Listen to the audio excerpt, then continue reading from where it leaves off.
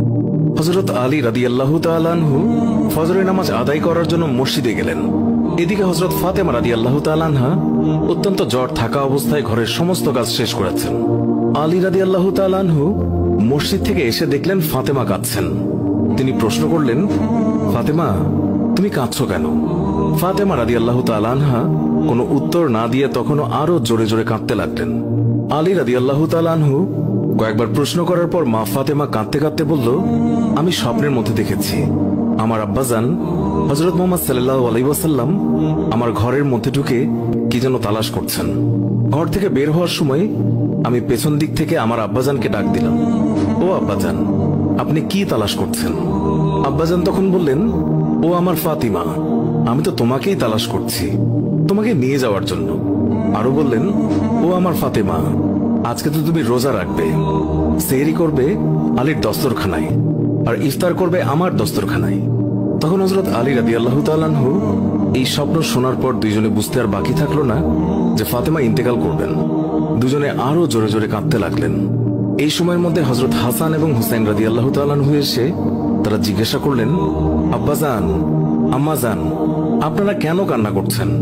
ফাতেমা রাদিয়াল্লাহু তাআলা আনহুর একটি অভ্যাস ছিল, যখন হাসান হুসাইন তাকে কোনো কাজে বিরক্ত করতেন তখন দুইজনকে নানাজানের কবরের কাছে যেতে বলতেন।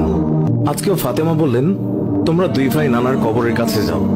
কবরের নিকট যাওয়ার সাথে সাথে কবর থেকে আওয়াজ আসলো, ও আমার আদরের নাতিরা, এই মুহূর্তে তোমরা আমার কাছে কেন এসেছো? আমার কাছে তো সব সময় আসতে পারবে। এখন যাও, গিয়ে মায়ের চেহারার দিকে তাকিয়ে থাকো। আজকের পর তোমাদের আম্মাজানকে আর দেখতে পাবে না। এই কথা শোনার পর দুই ভাই কাঁদছেন এবং দৌড়াতে দৌড়াতে আম্মাজানের কাছে চলে গেল। গিয়ে আম্মাজানকে জিজ্ঞাসা করলেন, তোমরা দুইজন কেন কাঁদছো? বুঝেছি, নানাজান আমাদেরকে বলে দিয়েছেন যে আজকের দিনটি তোমার জন্য শেষ দিন। নানাজান তোমার চেহারার দিকে তাকিয়ে থাকার জন্য আমাদেরকে বলেছেন। বিকেলের দিকে হযরত ফাতেমা রাদিয়াল্লাহু তাআলা আনহা তার শরীর খারাপ হলো, তাকে বিছানায় শোয়ানো হলো। মা ফাতেমার মৃত্যুর পূর্বক্ষণে হযরত আলী রাদিয়াল্লাহু তাআলা আনহু তাকে তিনটি কথা বলেছেন। ও আলী, আমার প্রথম কথা হচ্ছে, যেদিন থেকে আমি আপনার ঘরে এসেছি ওই দিন থেকে আজ পর্যন্ত আমি আপনাকে অনেক কষ্ট দিয়েছি।